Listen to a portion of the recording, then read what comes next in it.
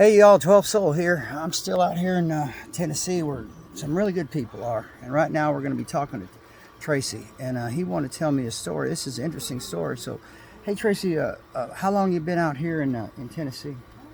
I've lived in Tennessee my whole life. Your whole life? Been in this area for about 20 years. Mm-hmm.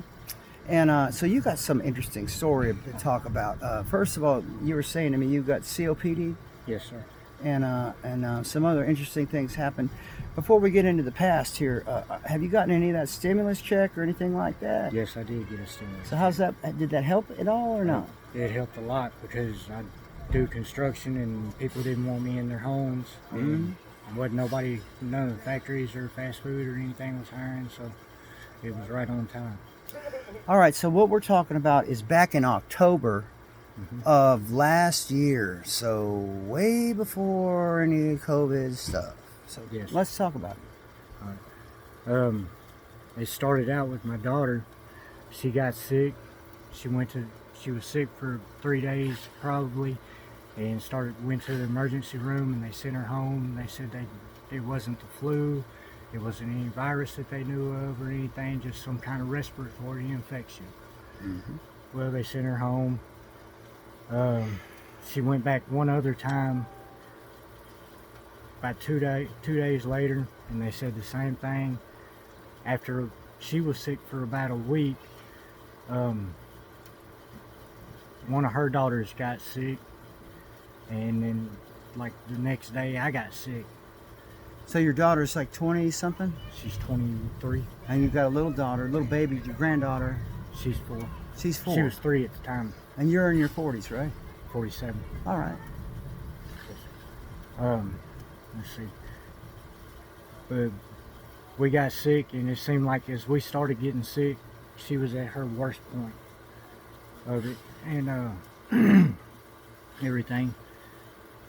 But like she kept her house dark and cold and everything, and like the people at the emergency room said, and it just seemed like she stayed sick. She was sick for probably 3 weeks. My granddaughter was at my house, and how little kids are, couldn't keep her down, and she was in and out, and she was probably only sick for about a week and a half, and there was only one day that was really, really bad.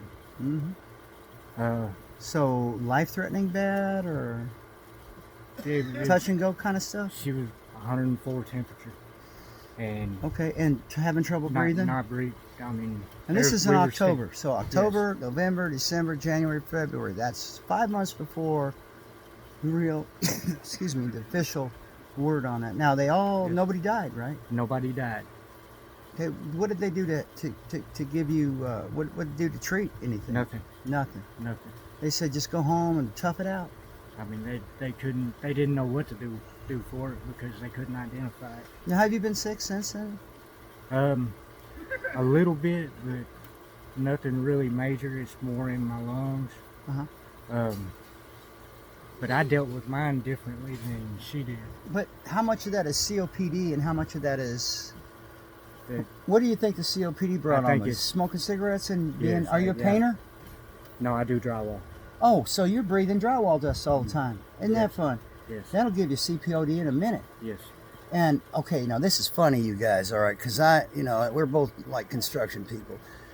Do you wear one of these regular face masks that they wear in there, or do you wear a respirator when you're doing drywall? Or did you ever wear anything? Usually didn't wear anything. I tried the face mask a couple of times, but it was actually worse than breathing in the dust. And then I just never really could afford a good respirator, and I didn't want to go get a cheap one. Because those things, that cotton stuff, the dust gets on there, and then you breathe in CO2, and then you're breathing more and more. Yes. All right. So, yeah, the respirators cost about $35-$40. Yeah, I know. I know. And then you got to buy the filters for them. And you got to buy filters for them and all that stuff. But you didn't see the need for it. Maybe the wages weren't good enough for that. Exactly. That's what we got, right? Yeah. Because what do they pay you around here for being a drywall? It varies, but any 12 to $15 if you're good, experienced, and you're real fast. If you're real fast, you can get 17, 18.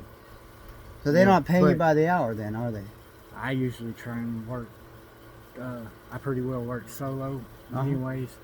I try and do things by the job. Mm-hmm. You know, try and figure out how long it's going to take me to do it, and get Right. a set price. And Mhm. you know, if I get it done in the time, in the exact time, then You're gonna make a little bit. you know. Or if you get it done before that, you're gonna make a little bit.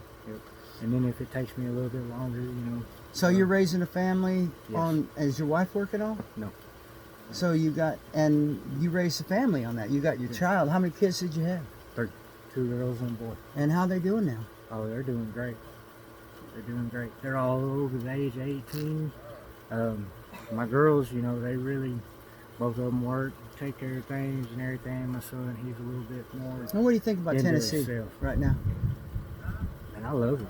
You love it? I mean, I talk about leaving and going somewhere, but that's mostly because pot's illegal. But Right. but I Not in Oregon, but yeah, but go ahead. I haven't gone anywhere. So I'm just like, And you heard about Hippie Hill, and it's got a little reputation, but not from where you're at, Mansfield. Now, so you're in a city. Are you living in an apartment out there? no, I live in a little house. So you got a little house out there, you got a little land, you got a garden going. No, All right. I live right in town, Mm-hmm. and even though I live right in town, we're right on the back side of the Stone Fort, old Uh-huh. Stone Fort, Uh-huh. and we get deer and So you get deer and coons and possums. So and if something everything does else. happen this year, Tennessee's not the place you're going to starve, right? no, No, no. not at all. So okay, so last couple questions here. This is a good interview. What do you think about President Trump? I think he's doing a great job. Do you? And I think he's getting. As opposed More to flack. Obama, say? I think Obama tried to turn us into a socialist nation. I think Obama was a terrorist. You know that woman, what's her name? Joan Rivers? And she's dead now, all right? But this is a little joke, but Joan Rivers said everybody knows that Michelle is Michael, okay? And I'm just going to put this out to the American people. What happens, American people, if the last 8 years before President Trump, you had 2 men in the White House? What do you think about that? They should have been honest about it. They should have been, huh? They probably would have never I mean, been I don't- president, right? Well, no, he probably would have still been president because the man could speak He can speak. and everything. And he led people to believe that he was going to do things that he didn't do. He lied just about everything. When I heard about Obama, he was supposedly a constitutional scholar, right? But everything that he done, Goes he lied. against it. He lied about. Now, President Trump, he was a businessman, all right, Yes. and maybe he didn't have his heart all the way into presidency. But what do you think about now? I mean, you think he's for us now?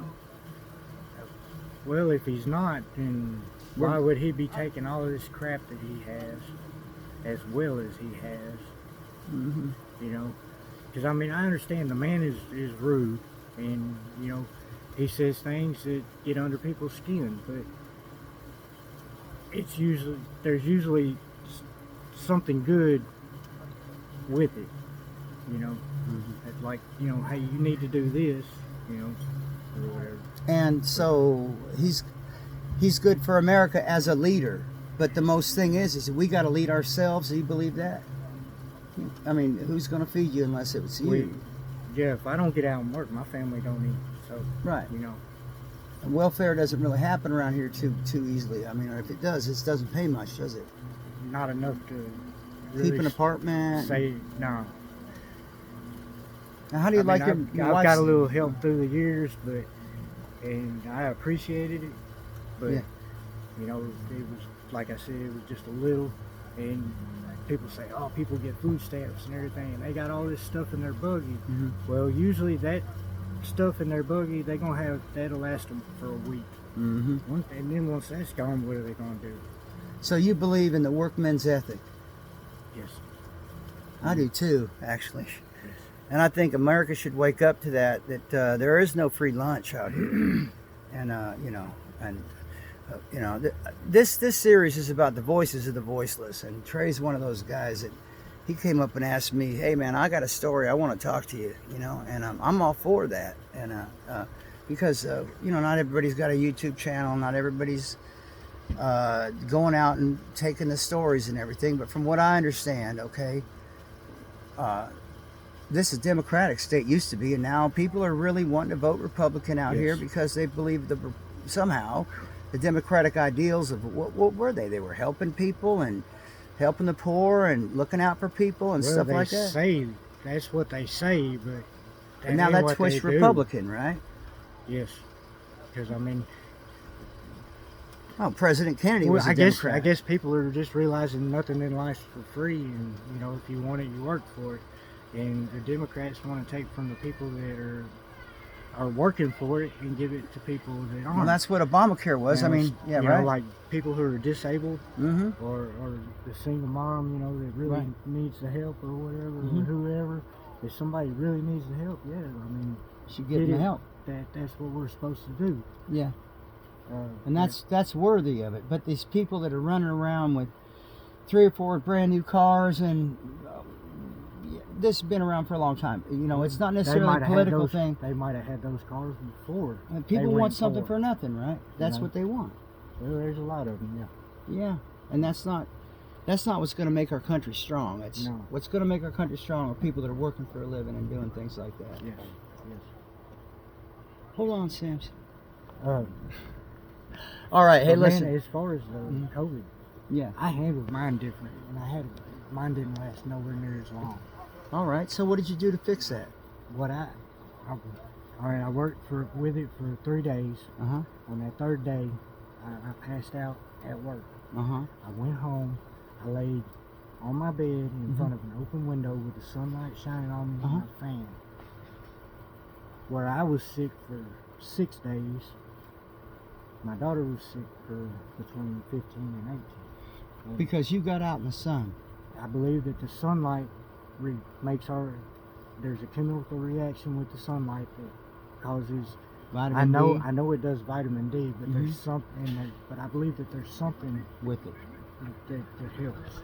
So this whole thing right now with the sun shining on us like really a lot now these days, I mean, how can the virus survive? And why are they saying the virus is keeping on going? Because a lot of people are staying inside. But if you look, and most of the people that I know that stay outside in the sun aren't getting sick. I'll be damned. Well, you heard it. Here you heard it. This is Voices of the Voiceless, and I'm going to upload this in just a little bit with this Harley in the background. 12 Soul out. Thanks a lot for listening.